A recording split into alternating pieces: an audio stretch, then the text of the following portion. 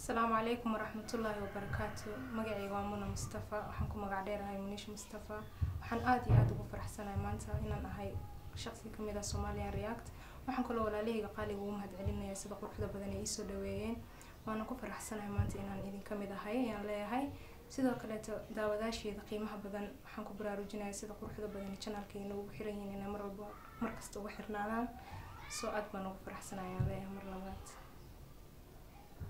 Okay. بس جرّه. مايا هالمر ساس أصو one more time. One more time repeat. Yeah and go. maanta laga bilaabo waxaan idin sheegay inaan ka mid ahay shakhsi ka mid ah Somalian React dhageystayaasheeda sorry oh my goodness daawadayaasha qiimaha badan by the way waxay ugu qufleen dhageystayaal iyo